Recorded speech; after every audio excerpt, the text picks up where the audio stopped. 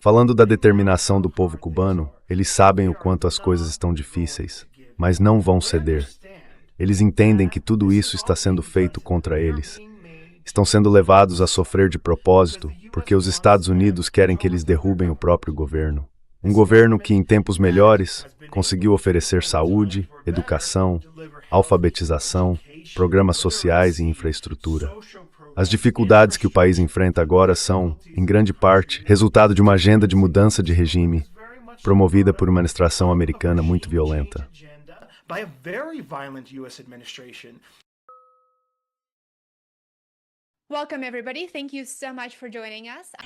Bem-vindos, pessoal. Muito obrigada por estarem com a gente. Eu sou a Lena Petrova e este é mais um episódio do podcast Assuntos Mundiais em Contexto. Hoje a gente recebe o José Luiz Granados Seja. O José Luiz é jornalista e comentarista político com base na Cidade do México. Ele é cofundador do popular podcast Soberania e colaborador frequente do Drop Site News. José Luiz, bem-vindo de volta ao programa.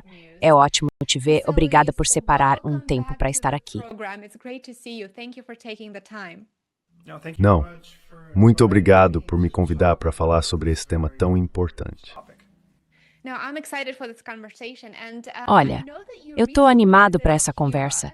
E eu sei que você visitou Cuba recentemente.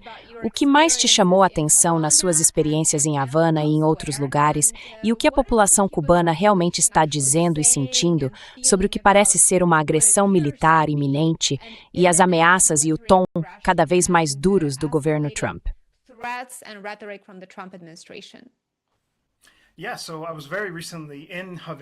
Então, eu estive em Havana recentemente, em abril, para uma viagem de reportagem. Basicamente, fui até lá para conversar com o povo cubano e entender como as coisas estão de fato no país. E eu diria que a primeira coisa que vem à cabeça é a determinação impressionante do povo cubano em resistir. Eles estão enfrentando uma situação realmente extraordinária. As coisas na ilha estão muito difíceis, todo mundo vai te dizer isso. O bloqueio dos Estados Unidos, que obviamente já dura décadas, desde os anos 60, ficou muito, muito pior com esse bloqueio de petróleo que o Trump impôs. Isso tornou a vida extremamente difícil. Quer dizer, é só parar um segundo para pensar nisso.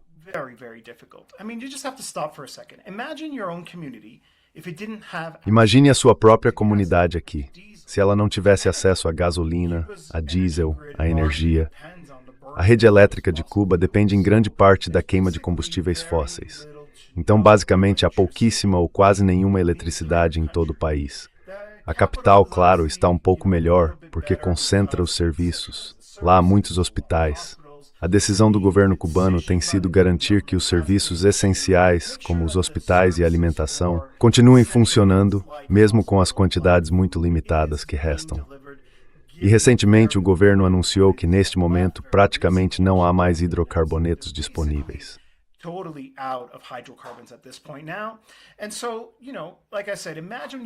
Então, como eu disse, imagine a sua própria comunidade, o seu próprio país, sem hidrocarbonetos, sem petróleo. Simplesmente não funciona, certo? Não tem transporte público, não tem como levar produtos até o mercado. Os geradores que alimentam as bombas d'água não funcionam, então as pessoas ficam sem água. Um colega meu, que trabalha com Belly of the Beast, escreveu recentemente uma matéria para o New York Times. O nome dele é Ed Augustine. E ele viajou para Santiago, que fica do outro lado do país, do outro lado de Havana. E claro, o interior é muito mais pobre, é bem mais isolado. E, segundo o que ele relatou, as condições por lá são ainda mais difíceis, né?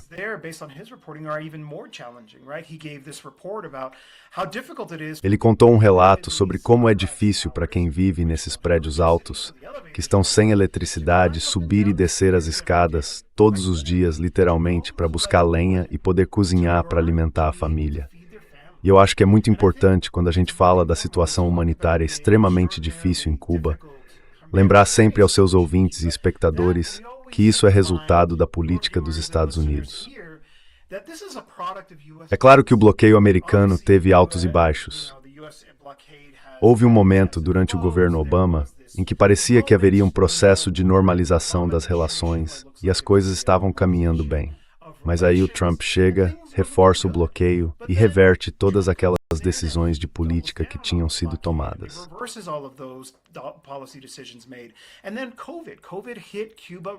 E aí veio a Covid. A Covid atingiu Cuba de forma muito, muito dura. Cuba apostou no turismo, né? É um lugar lindo, é extraordinário.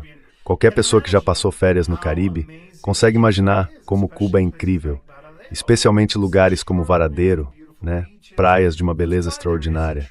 É por isso que existe uma indústria do turismo. Mas aí chega a Covid e simplesmente destrói a economia do turismo. E ela nunca se recuperou, de verdade, porque mais uma vez o Biden assume e não muda praticamente nada. Depois vem o Trump e, bom, agora a gente está vendo as consequências disso. Mas eu quero voltar e encerrar esse ponto falando sobre a minha primeira resposta aqui, sobre a determinação do povo cubano.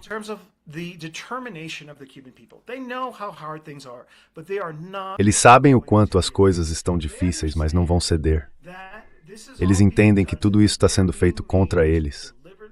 Estão sendo levados a sofrer de propósito, porque os Estados Unidos querem que eles derrubem o próprio governo. Esse mesmo governo que, quando os tempos eram melhores, conseguiu oferecer saúde, educação, alfabetização, programas sociais, infraestrutura. As pessoas realmente se lembram, pelo menos as que têm idade suficiente, de como era a vida antes da Revolução Cubana em Cuba e de como ficou depois que Fidel Castro e a Revolução Cubana conseguiram triunfar e entregar tudo isso, as promessas que eles tinham feito, certo?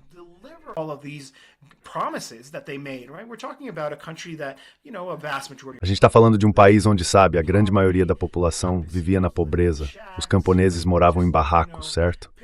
É só imaginar aquelas cenas de documentários sobre países muito subdesenvolvidos. Era assim que Cuba era antes da Revolução. E isso mudou, e as pessoas não esquecem disso. Os filhos dessas pessoas que nasceram depois do triunfo da Revolução, claro que sabem. Eles foram educados dentro desse sistema. Eles entendem que as dificuldades que o país enfrenta agora são em grande parte resultado de uma agenda de mudança de regime promovida por um governo norte-americano muito violento.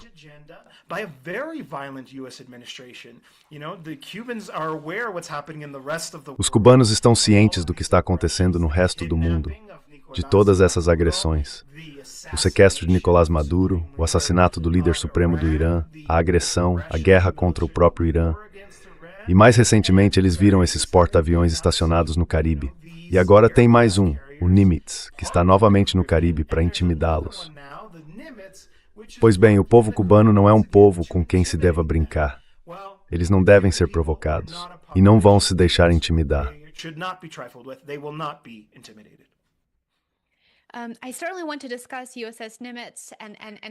Eu quero sim falar sobre o USS Nimitz e entrar nos detalhes disso. Mas antes, já que você é o especialista em América do Sul, acho que a gente precisa dar um passo atrás e olhar o quadro mais amplo. Parece que o governo Trump, depois da derrota no Irã, vai precisar de uma vitória rápida, certo? E em vez de lidar com os desafios e problemas econômicos, políticos e sociais aqui dentro dos Estados Unidos, como ele realmente deveria, como a população americana gostaria que ele fizesse, ele agora não mantém mais todo o regime. E dessa vez parece que Cuba é o próximo alvo.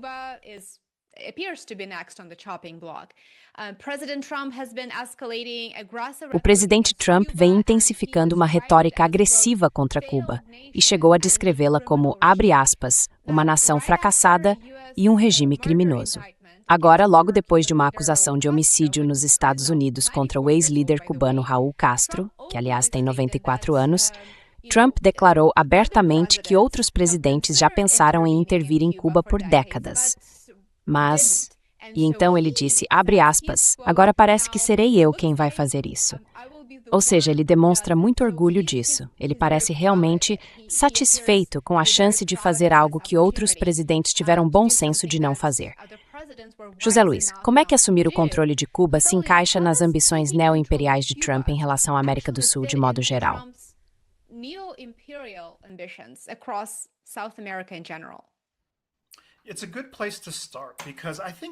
É um bom ponto de partida, porque eu acho que a decisão dele de atacar junto com Israel, o Irã, foi muito influenciada pelo sucesso, em termos militares, da operação na Venezuela.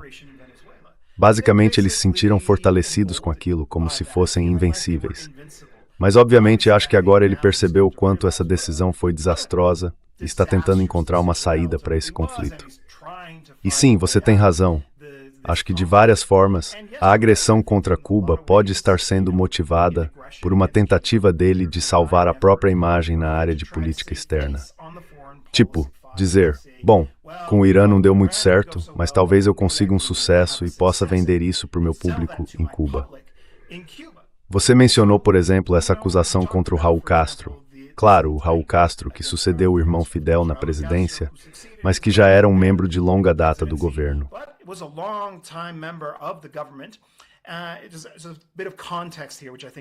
Tem um pouco de contexto aqui que eu acho importante, porque, sinceramente, essa acusação é absurda.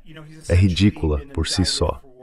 Veja, ele foi basicamente acusado pelo assassinato de 4 cidadãos americanos que faziam voos provocativos sobre o espaço aéreo cubano, nos anos 90, com um grupo chamado Irmãos ao Resgate. Esse grupo foi fundado por um homem chamado Basulto, que se declarou agente da CIA e falava abertamente sobre ter sido treinado para realizar ações terroristas contra Cuba.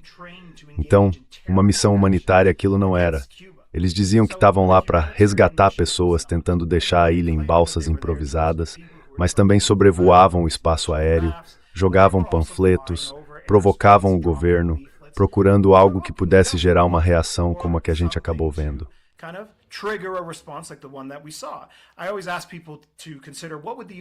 Eu sempre peço para as pessoas pensarem no que os Estados Unidos fariam se tivessem voos não autorizados entrando no espaço aéreo deles. Muito provavelmente, eles não seriam tão pacientes quanto os cubanos foram. Iriam derrubar os aviões na hora. E, na verdade, os cubanos, por meses, e agora há provas disso, documentos que foram desclassificados, mostraram que até o Departamento de Estado e a FAA sabiam muito bem que os cubanos estavam muito incomodados com esses sobrevoos. Eles avisaram os Estados Unidos, façam alguma coisa, parem com isso, ou... Na verdade, foi o próprio Departamento de Estado que disse que poderia haver um pior cenário possível em que os aviões seriam abatidos. E foi exatamente isso que aconteceu. E sim, aconteceu quando Raul Castro era ministro da Defesa. Isso não é assassinato. Isso é defesa do seu território. E claro, é até curioso para mim ouvir gente dos Estados Unidos sobre esse assunto.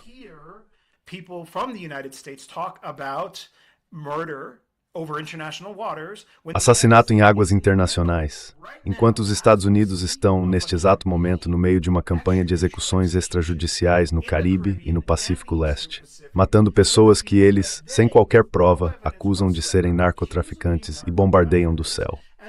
Há sobreviventes e eles, entre aspas, chamam isso de operação de resgate, mas ninguém é realmente resgatado. Morrem boiando no meio do oceano. E dizer que esse governo tem autoridade moral para acusar alguém que está defendendo seu espaço aéreo de assassinato é simplesmente absurdo. Mas é isso. Essa é a narrativa. É o que eles querem espalhar. É o que estão tentando dizer, que é um Estado falido e que o Trump vai ter a honra de tomar Cuba.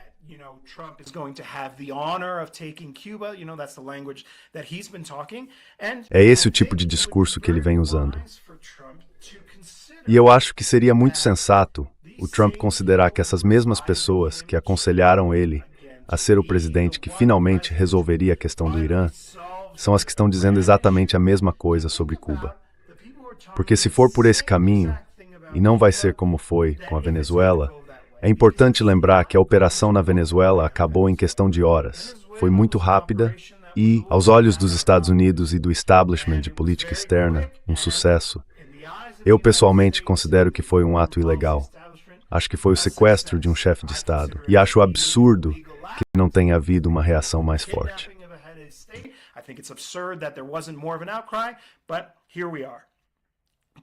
Mas é aqui que estamos. E se eles acham que é isso que vai acontecer em Cuba, estão muito enganados. Eu falei sobre a determinação do povo cubano em resistir.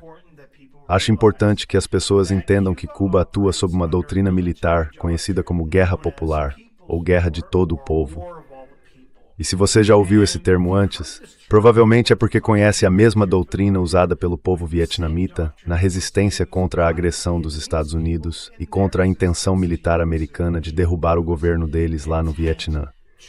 Basicamente, essa doutrina significa que todo adulto em boas condições físicas tem um papel. Então, sim, existem as Forças Armadas de Cuba.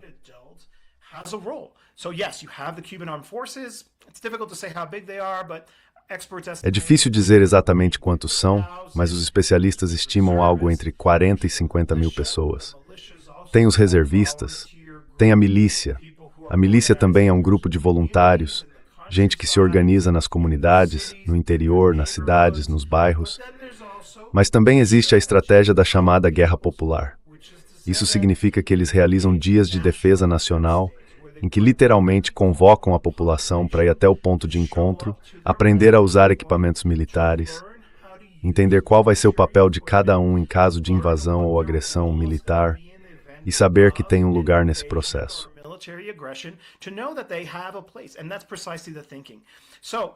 E é exatamente esse o raciocínio.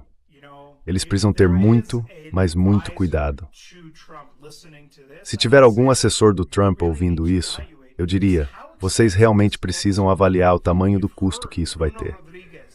O Bruno Rodrigues, ministro das Relações Exteriores de Cuba, falou há pouco tempo nas Nações Unidas sobre o que ele chamou de um banho de sangue. Isso não vai ser fácil, mesmo que consigam, digamos, um ataque de decapitação.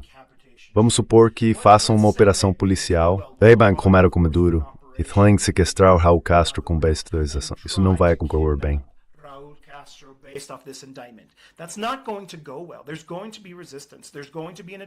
Vai haver resistência, vai haver uma tentativa de defender a vida dele e de defender a soberania do país. E se eles acabarem tendo essa ideia ainda mais absurda de tentar uma ocupação, de invadir Cuba, vão se deparar com milhões de cubanos armados. Há uma arma para cada adulto cubano disposto a defender o próprio país. E isso não vai acabar bem. Sim, os Estados Unidos têm um poder militar enorme, têm um exército muito maior, muito mais tecnologia. Mas mesmo que, digamos, num cenário hipotético mudar o governo, derrubar o regime, ainda assim haveria uma enorme desestabilização.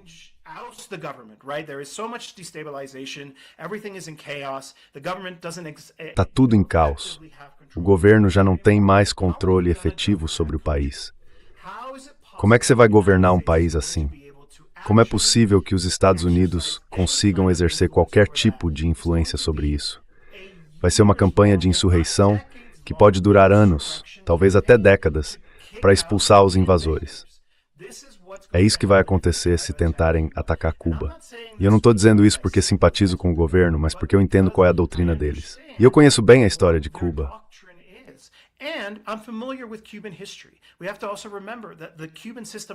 A gente também precisa lembrar que o sistema cubano é muito mais consolidado do que o que existe na Venezuela, por exemplo. O Partido Comunista de Cuba está no comando há décadas. Ele está profundamente enraizado na sociedade. Eles tiveram muito tempo para educar a população sobre qual é a visão política deles, como a sociedade é organizada. E sim, isso ainda tem um apoio bem amplo. Não estou dizendo que é universal. É claro que existe muita dissidência. Tem muita gente muito insatisfeita neste momento por causa do que estão vivendo como resultado do bloqueio. Mas não vai ser nada fácil para os Estados Unidos.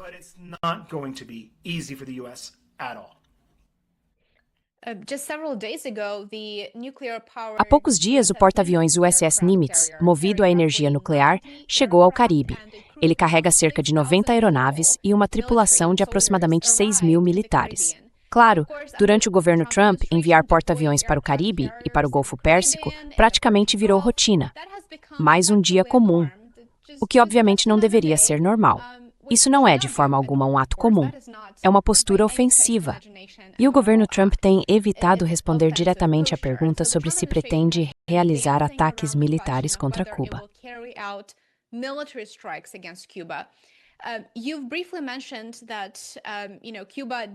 Você mencionou rapidamente que Cuba tem esse tipo de doutrina em que, no caso de uma invasão, cada cidadão teria um papel específico e que as pessoas sabem disso e são treinadas para isso.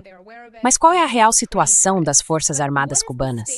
E o Trump realmente precisa de um porta-aviões inteiro como o USS Nimitz para demonstrar uma postura ofensiva contra os cubanos e um país que vive sob sanções extremas e brutais há 6 décadas. É isso?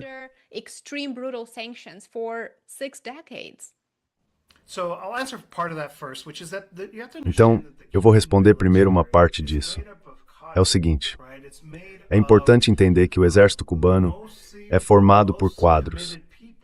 Ele é composto, em grande parte, pelas pessoas mais comprometidas, gente que foi treinada pelo próprio partido. Muita gente talvez não perceba mais isso porque a gente não vive mais na época da Guerra Fria. Mas Cuba ainda mantém muito desse modelo. Então são pessoas com uma vontade de ferro, muito endurecidas. O exército não é mais tão grande quanto já foi. Acho que há algumas décadas as Forças Armadas cubanas tinham por volta de 200 mil integrantes. Então era um número considerável. E claro, Cuba teve um papel ativo na resistência contra a África do Sul e o sistema de apartheid, chegando até a participar de operações no exterior. Mas isso já não acontece mais.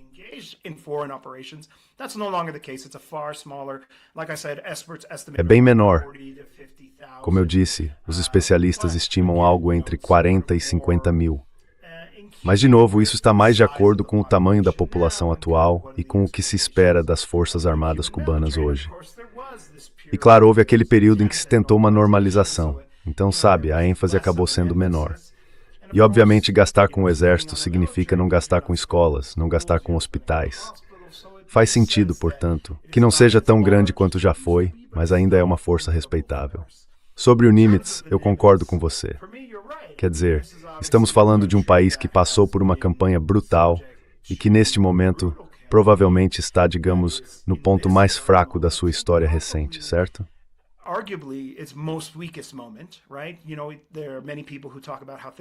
Sabe, tem muita gente dizendo que as coisas estão piores agora do que estavam durante o chamado período especial, que foram aqueles anos depois do fim da União Soviética, o principal aliado de Cuba. E o apoio que vinha de lá, como você sabe, era fundamental para a economia do país. Dizem que agora a situação está ainda pior por causa do bloqueio do petróleo. Então é uma circunstância muito difícil. E você tem razão, não é preciso um porta-aviões. Isso é claramente uma tática de intimidação, uma forma de mandar um recado para a liderança. Há relatos de que Trump estaria frustrado porque a operação de mudança de regime, o sofrimento em massa, a miséria causada pelas políticas dele, ainda não resultaram na derrubada do governo pelos cubanos. Ele simplesmente não entende por que isso ainda não aconteceu.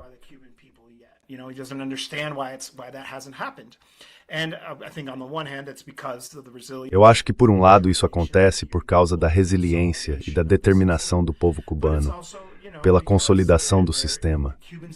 Mas também porque, sabe, os cubanos já passaram por isso antes, né? Eles entendem que isso é resultado de uma tentativa de mudança de regime. Então eles não vão simplesmente ceder. Eu entrevistei uma integrante da milícia que me disse o seguinte: se tem uma palavra que não existe no dicionário cubano, é rendição. Acho que isso explica muita coisa. O Trump falou num desses eventos com grandes doadores e ele estava ali falando bem à vontade, tentando fazer graça no palco, como se fosse um comediante.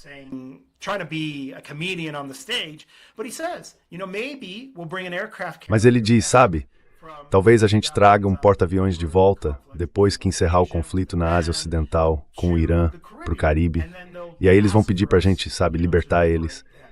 Então a gente vê o Nimitz realmente chegando, né, tentando intimidar o povo cubano e mandar esse recado. Eu perguntei para um colega meu do Drop Site, o que a gente deve pensar disso, né? É só uma demonstração de força ou a gente deve se preocupar? E ele fez um ponto excelente. Begamigan Hussein, the Barakan Drop Site, da Corba It's us. Normalmente eu diria que só eu don't há intimidade de bid. Probably say that it's just an intimidation tactic. But we've also seen, since the arrival of... Mas a gente também viu, desde a chegada do Trump ao governo no segundo mandato, que toda vez que ele mobiliza recursos militares, ele acaba usando. E ele tem razão. Foi assim com a Venezuela, com o Irã. Então não dá para ignorar o fato de que essas forças estão lá. É desnecessário, porque ele já tem muitos recursos na região, certo? Não é tão longe assim. Não precisa atravessar meio mundo para atacar Cuba. E, na verdade, a gente ouviu o governador de Porto Rico, que é aliado do Trump, comentar meio de passagem. Porto Rico para os Estados Unidos. Somos um ativo estratégico. So important for the US. We're such a strategic asset. There is a very important base there called Roosevelt Roads. Tem uma base muito importante lá chamada Roosevelt Roads, que foi reativada pelo Trump. Ele disse algo como, olha, tem esse conflito aqui, aquele conflito ali, e na semana que vem talvez seja Cuba. Então eu não acho que ela esteja falando exatamente que na próxima semana vai haver uma agressão militar, embora isso possa acontecer. O que ela está dizendo é que há muitos recursos sendo deslocados, sendo mobilizados nessa região. E isso é preocupante, considerando o precedente que o Trump já criou. Quando ele mobiliza recursos militares, ele realmente os usa. Isso significa que há motivo para se preocupar, sim, com a possibilidade de algo acontecer em breve, no que diz respeito a uma agressão dos Estados Unidos contra Cuba.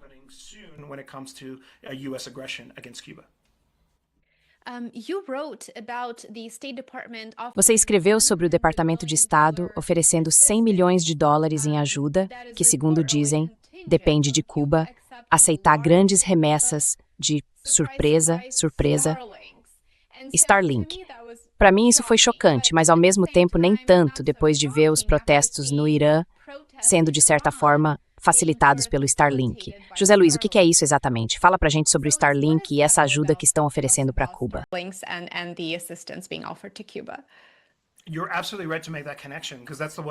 Você está absolutamente certo em fazer essa conexão, porque foi exatamente a mesma que a gente fez quando estava preparando aquele artigo. A gente tinha esses relatos do Wall Street Journal, por exemplo, dizendo que parte da estratégia dos Estados Unidos no Irã era contrabandear terminais da Starlink para repassar para grupos que basicamente poderiam ser descritos como células adormecidas dentro do país. A ideia seria ativar essas células para que elas pudessem se comunicar e tentar iniciar uma revolta contra a República Islâmica do Irã. Então é bem interessante perceber que a oferta de ajuda humanitária também depende da entrega dos equipamentos da Starlink. Eles dizem algo como, queremos acabar com o monopólio do Estado cubano sobre o acesso à internet em Cuba.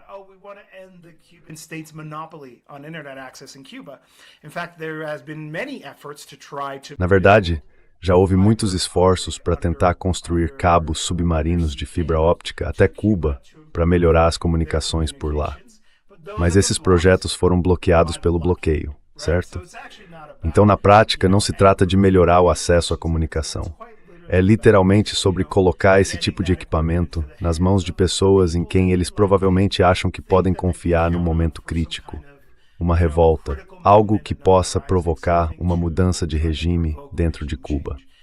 Sobre a questão da ajuda humanitária, é bem interessante porque os Estados Unidos já tinham oferecido, se não me engano, 3 milhões de dólares depois do furacão Melissa e depois mais 7 milhões.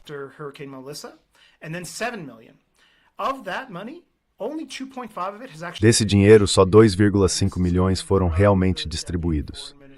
E isso vem do vice-ministro das Relações Exteriores, Cóssio, que explicou que a maior parte foi entregue em bens, né? Tipo alimentos, equipamentos, barracas e outras coisas assim para quem foi afetado. Então, se em todo esse tempo, estamos falando de meses, eles conseguiram entregar de 10 milhões prometidos, só 2,5, como é que vão entregar 100 milhões em ajuda? Não vão. Essa promessa não é real. É só parte de uma campanha de guerra psicológica em que o Marco Rubio está envolvido. E ele mesmo admite isso quando dá entrevistas e fala sobre essa ajuda.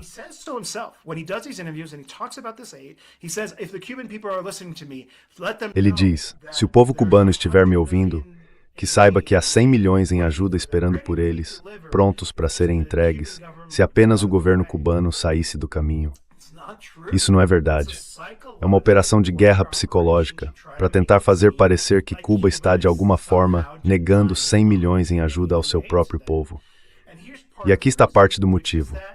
Se você conversar com pessoas que já trabalharam com ajuda humanitária em Cuba, todas vão te dizer que é preciso trabalhar junto com o Estado.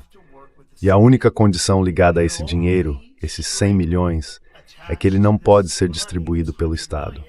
Então, basicamente, fica impossível, mesmo que houvesse permissão para a entrada, que essa ajuda fosse realmente distribuída. Por quê?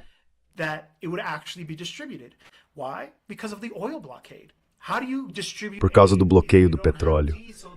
Como é que você distribui ajuda se não tem diesel para mover os caminhões e levar tudo pelo país? Isso é em si resultado da política dos Estados Unidos. Então, eu acho que é uma tentativa bem clara de enganar o povo cubano, de dar a eles mais um motivo para reclamar, como se já não tivessem motivos suficientes para que possam levar essa queixa ao próprio governo e dizer: vocês estão negando essa ajuda para a gente. Isso simplesmente não é verdade. Eu conversei com a Cláudia de la Cruz. Ela trabalha com a organização Pastores pela Paz. Ela é a diretora executiva dessa entidade que há décadas colabora com Cuba, levando ajuda humanitária para lá.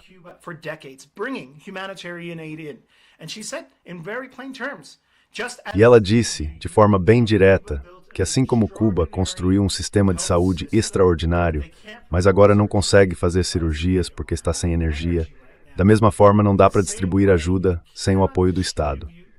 Qualquer organização humanitária vai te dizer isso. O Rubio, em uma dessas conversas com a imprensa, disse: eu tenho uma carta no bolso dessas organizações dizendo que estão dispostas a fazer isso.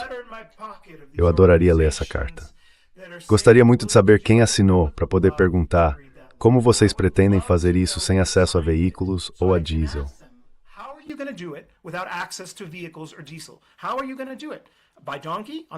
Como é que eles vão fazer isso?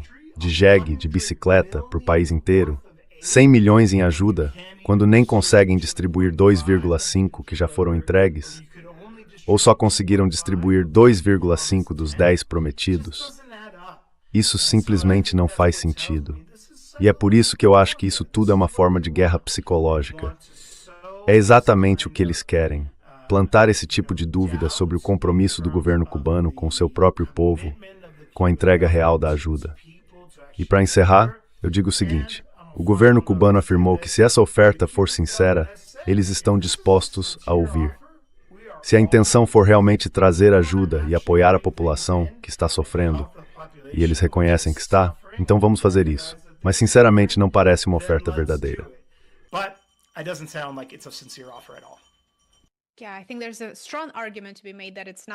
Eu acho que dá para dizer com bastante razão que não é bem assim, e que isso é mais um pretexto para contrabandear ou transferir os Starlinks e depois, claro, usar para um propósito totalmente diferente. Mas vamos mudar rapidamente de assunto e falar sobre o bloqueio do petróleo. Acho que a primeira vez que a gente conversou foi lá por janeiro, talvez começo de fevereiro. Naquele momento o bloqueio estava só começando. Agora já estamos no fim de maio e você viajou para Cuba. Você viu de perto o que o bloqueio realmente causou na população cubana, na infraestrutura? O que o bloqueio de petróleo imposto por Trump conseguiu de fato, do ponto de vista político, social e econômico? Quais são os resultados até agora?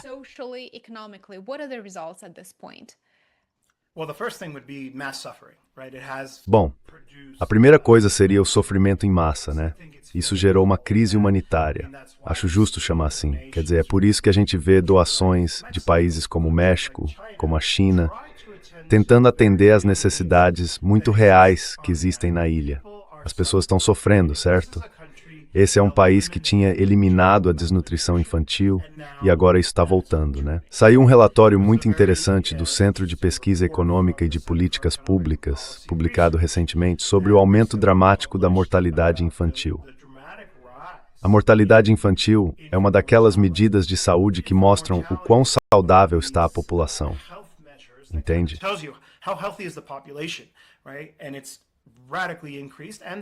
E isso aumentou radicalmente. E eles atribuem isso ao bloqueio dos Estados Unidos, claro, que já dura muito tempo, mas piorou com essa situação. Eu acho que politicamente o que ele fez foi afastar aliados. Esse é um ponto sensível na relação entre os Estados Unidos e o México, por exemplo.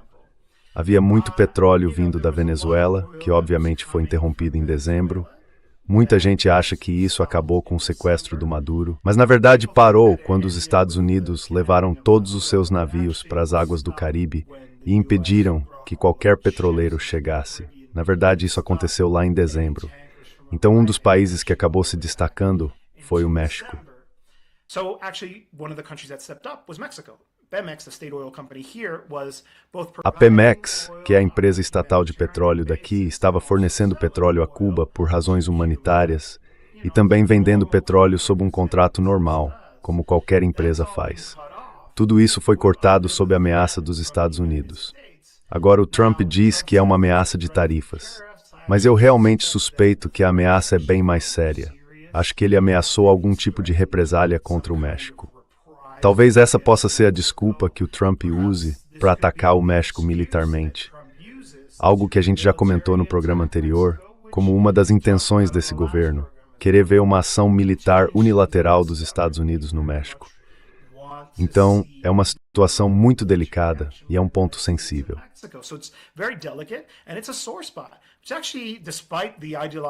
Na verdade, apesar das diferenças ideológicas entre o governo da Claudia Sheinbaum e o governo do Donald Trump nos Estados Unidos, a relação entre eles é muito positiva. Eles trabalham bem próximos, especialmente em questões de migração e segurança. Mas esse ponto é delicado. Está gerando muito descontentamento com o governo dela, especialmente aqui no México, como se já não houvesse motivos suficientes para causar esse descontentamento entre os mexicanos. Na região, a gente tem visto vários governos favoráveis a Washington sendo eleitos, e eles em geral têm ficado em silêncio sobre isso. Mas as populações não é bem assim, né?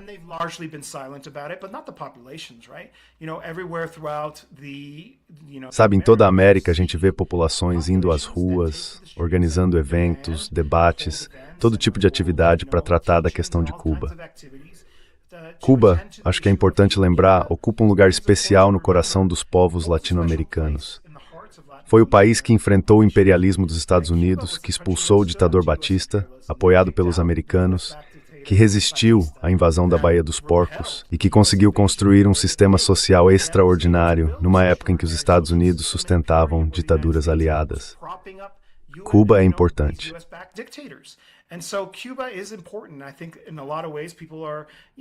Eu acho que, de muitas formas, as pessoas estão começando a ver o Donald Trump pelo que ele realmente é.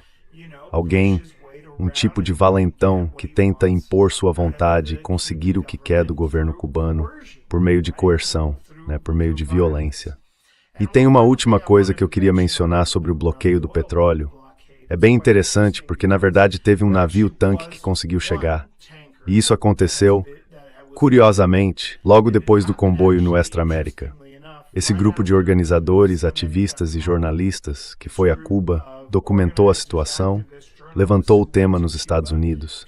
Muita gente começou a falar sobre o que estava acontecendo lá e, de repente, você ouve o Donald Trump dizendo, tá bom, vamos deixar esse passar.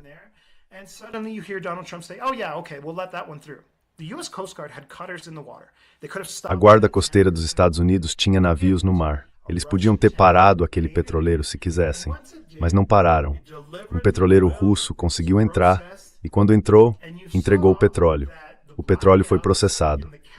E aí a gente viu que os apagões na capital acabaram, certo? Teve até uma foto que circulou mostrando a cidade toda iluminada à noite. E é isso, né? Os Estados Unidos querem sustentar essa narrativa de que Cuba é governada por, nas palavras que o Rubio vem usando, comunistas incompetentes. Essa frase dá pra ver que foi ensaiada. Alguém deve ter dito pra ele, usa essa linha, tipo, o único jeito de piorar um comunista é ele ser incompetente. E aí ele conclui dizendo, olha só, o país deles é um estado falido.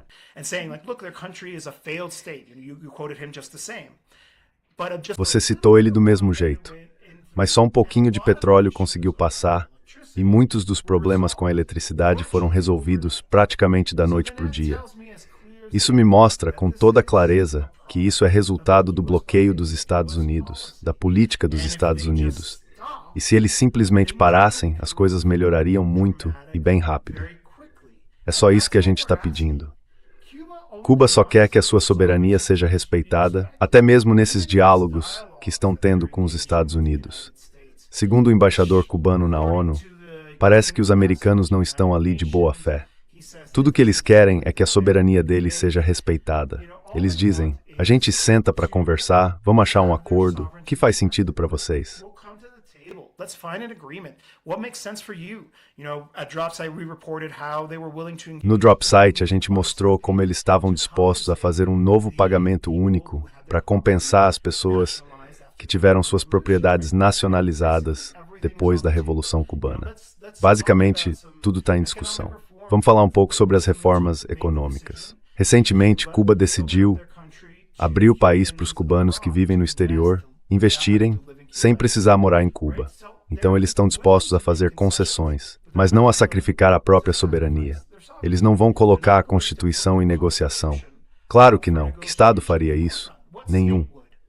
Não é assim que as negociações funcionam. Mas é isso que os Estados Unidos querem.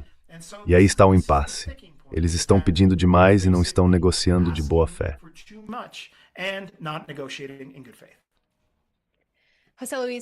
José Luiz, muito obrigado por estar aqui comigo hoje. Foi uma conversa fascinante e realmente muito importante.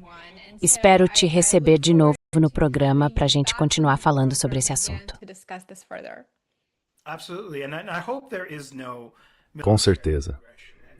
E eu espero que não haja nenhuma agressão militar contra Cuba.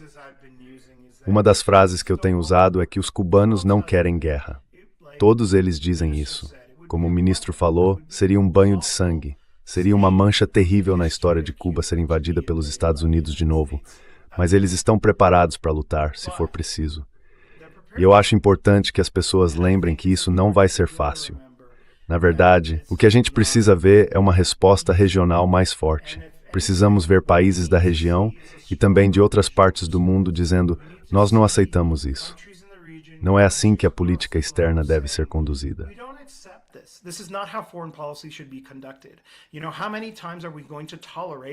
Sabe, até quando a gente vai tolerar esse tipo de comportamento agressivo, esse tipo de atitude que ignora o direito internacional e desafia o próprio sistema que esses países criaram depois da Segunda Guerra Mundial? Não é isso que a gente quer. O que a gente quer é paz. A mesma coisa que as pessoas que votaram no Trump queriam. Chega de guerras.